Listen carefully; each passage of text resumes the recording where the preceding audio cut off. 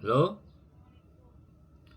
Waalaikumsalam. Berjumpa kembali bersama saya Sandro Jabrik Wong ganteng sak donya. Mohon untuk tidak menyebutkan nama dan identitas dalam percakapan ini karena percakapan ini saya naikkan dalam konten YouTube. Gimana Mbak? Ada apa? Bagaimana?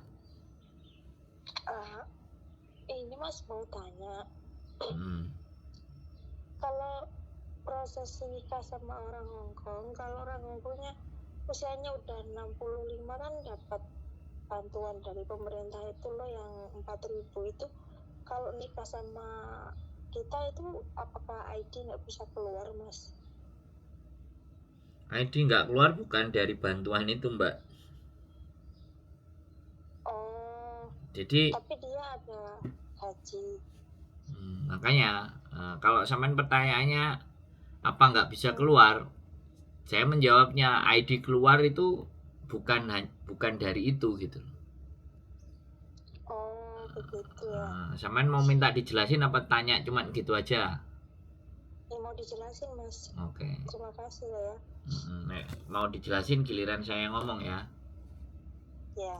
Jadi kalau saya ngomong jangan dipotong dulu sampai saya kasih kesempatan sampean, silahkan ada yang ditanyakan supaya belajar Oh. memahami. Belajar memahami karena nggak semua orang bisa memahami apa yang disampaikan orang lain. Jadi gini Mbak, ketika sampean menikah dengan orang Hongkong, terlepas itu usianya di atas 65. Saya kemarin soalnya menikahkan hampir kalau nggak salah 11 orang itu di atas 70 tahun. Catat ya, di atas 70 tahun, bukan hanya 65 tapi 70 tahun. Nah, jadi dependent visa itu keluarnya itu dilihat yang pertama, suaminya itu punya address proof, punya alamat. Yang pertama, tinggalnya ada di mana, ya. Terus atas nama dia. Tempat tinggalnya itu penyewanya atas nama dia. Kalau properti pribadi ya atas nama dia. Kalau dia nyewa apartemen gitu kan, ya itu atas nama dia. Terus yang kedua kan, selain address proof, dia ada income proof. Income proof itu dia ada gaji, dia kerja. Misalnya, ya kita bicara yang terjelek. Kemarin yang saya nikahkan itu sopir taksi. Ada juga yang saya nikahkan itu satpam. Nah, itu ada income proofnya. Nah, kemudian dia tidak mempunyai hutang. Ya, dia tidak mempunyai hutang. Nah, Hongkong strict banget kalau sama hutang. Beda sama orang kita kan. Nah, orang kita punya hutang banyak, menikah pun KTP-nya mungkin nggak ada masalah. Tapi kalau di Hongkong ini dia mau melakukan sesuatu terus dia punya hutang, itu semuanya serba sulit. Nah, itu tidak punya hutang. Terus berikutnya setelah address proof, income proof, hutang, gak punya hutang. Saya rasa itu sudah bisa approve. Jadi pendapatannya mereka itu dihitung kan. Pendapatannya mereka itu ada berapa? Syukur-syukur malah punya tabungan. Maka kemungkinan turun visanya sampean itu jauh lebih besar. Jadi bukan karena kalau dia 65 dan dia dapat tunjangan dia ambil ya nggak ada masalah. Ya kan? Karena memang sudah boleh ngambil jatah pemerintah. Jadi tetapi kadang-kadang ketika mereka ngambil jatah pemerintah tadi yang 4.000, dia kerja. Lah, kerjanya ini tidak dilaporkan. Bisa dipahami maksud saya? Part time. Jadi pemerintah nggak tahu secara administrasi bahwa sebenarnya dia itu juga masih dapat pemasukan. Dapat masukan dari tempat lain, tapi tidak dilaporkan. Biasanya kan orang-orang Hongkong ini kan tidak ingin melaporkan pendapatannya mereka untuk mengambil jatah-jatah itu semuanya. Bisa dipahami maksud saya? Ya, bisa. Tapi ketika nanti sampai apply dependent, kalau dia dapat penghasilan dari kerja yang part time, nah kerja part time itu juga harus dicantumkan supaya sampai approve. Kalau kerja part time-nya itu tidak dicantumin dan imigrasi tidak melihat dia ada pendapatan yang lain, maka yang terjadi visa sampean bisa jadi bermasalah atau tidak approve. Begitu ceritanya. Wes, sekarang giliran sampean yang bertanya. Ya Mas, di sini saya bisa pahami karena ya maaf saya memang belum pernah nikah di Hong Kong dan calon suami juga belum pernah menikah. jadi dia statusnya juga masih single ya. Cuman kemarin itu ya ketemu temen lah yang udah nikah sama orang Hongkong. Terus dia bilang katanya kalau ambil jatah pemerintah itu nggak bisa gitu. Cuman kan aku ya nggak mau jelasin secara apalah, aku cuma diem Betul. aja, cuma tanya sekedar itu. Cuman aku kenal sampean, pernah tanya ke sampean kemarin itu karena kemarin masih sibuk, terus hari ini ada waktu, baru aku kesempatan mau tanya ke sampean. Kemarin mau sama calon suami mau ke rumah sampean juga kemarin ceritanya itu.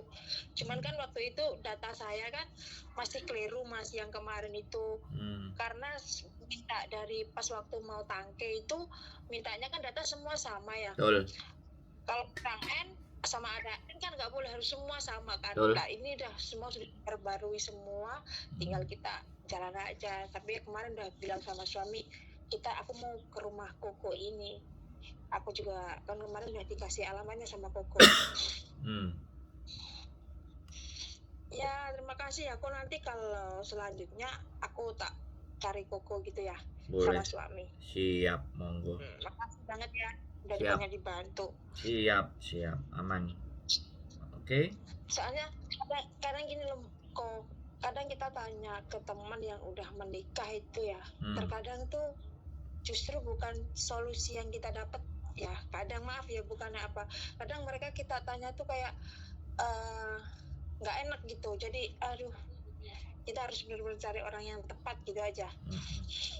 Ya karena kan orang-orang kita itu kan gini loh, kamu itu tidak lebih baik dari saya. Dan ketika kamu lebih baik dari saya, sayanya yang nggak terima. Kan begitu konsepnya. Bisa dipahami nggak? Iya. Tapi kalau ngomong sama saya, justru sampai jauh lebih baik dari saya, itu saya senang. Kalau saya, makanya kan gitu loh. Terus saya merasa begini, namanya kita tukar pengalaman ya, karena dia udah menikah dulu, apa sih pengalamannya kan ya, tanya sekedar tanya begitu.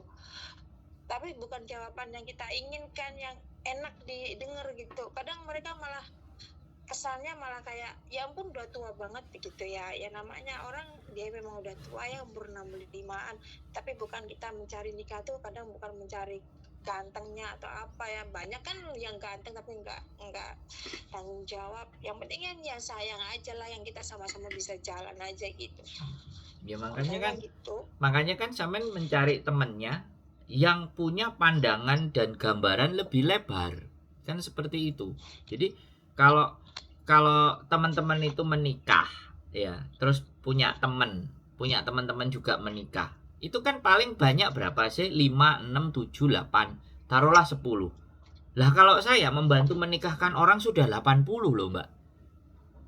Otomatis pandangan saya sama gambaran saya terhadap sesuatu itu kan pastinya lebih lebar, pastinya lebih luas, tidak skepus. Dan saya juga seneng kalau teman-teman itu menikah di sini dan bisa dapat dependent visa, terlepas ya pasangannya A, pasangan B, pasangan C. Itu kan konsekuensi jodoh, cinta, hati, dan sayang. Kan kita tidak bisa melarang orang jangan mencintai itu, jangan mencintai ono, yang mencintai ini, jangan orang ini kayak gini, kan nggak bisa. Selama mereka berdua menjalaninya nyaman-nyaman aja, kenapa tidak? Terus satu hal yang ingin juga saya sampaikan ketika seseorang itu mau menikah. Jadi pandangannya adalah ketika menikah, ya kan, jangan juga berharap ketika kita itu menikah, ya kan, terus kita menikah jadi babu podo ae. Kan ada yang berasumsi berpandangan seperti itu, ya kan. Menikah yo cek ngerewangi ngene, cek ngerewangi ini. Menikah yo cek kerja. Lah orang Hongkong aja lo menikah yo tetap kerja, suami istri.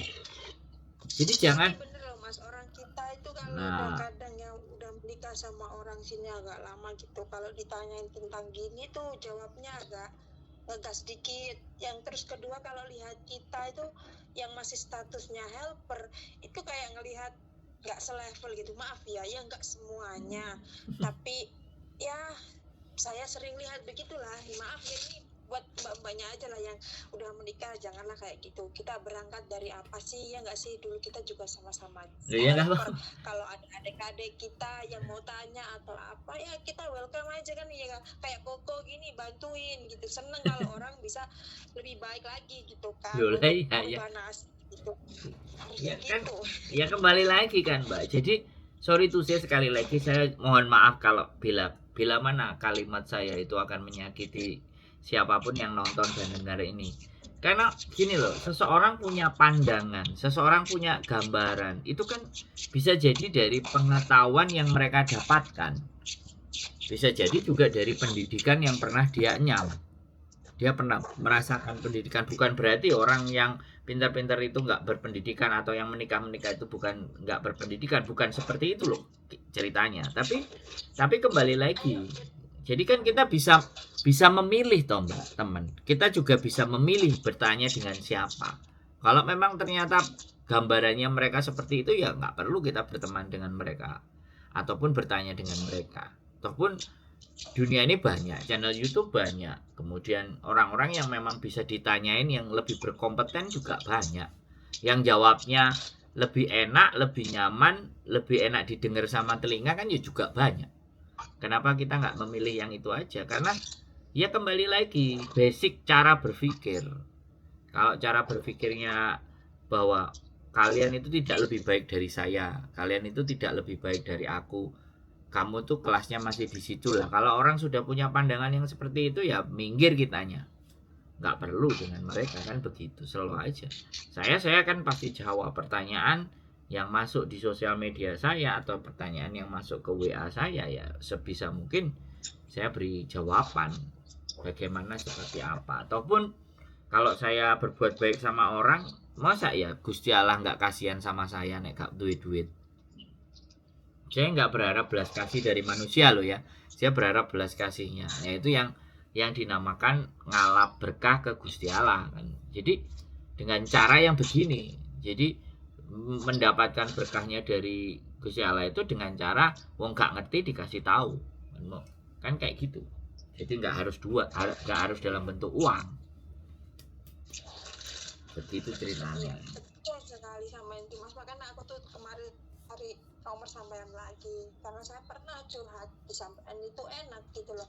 Yang saya dapat tuh solusi, terusnya diarahkan ya kan, namanya kita tanya curhat mintanya kan dapat solusi dan Betul. arahan ya. Betul. Ya begitu. Tapi kalau kadang kita curhat dapatnya cuma omongan yang nggak enak, terus malah dihujat sana sini kan, kesannya ya Allah kita tuh tujuannya bukan itu kan gitu kan. Betul. Kira-kira ada lagi yang belum jelas menurut sampean?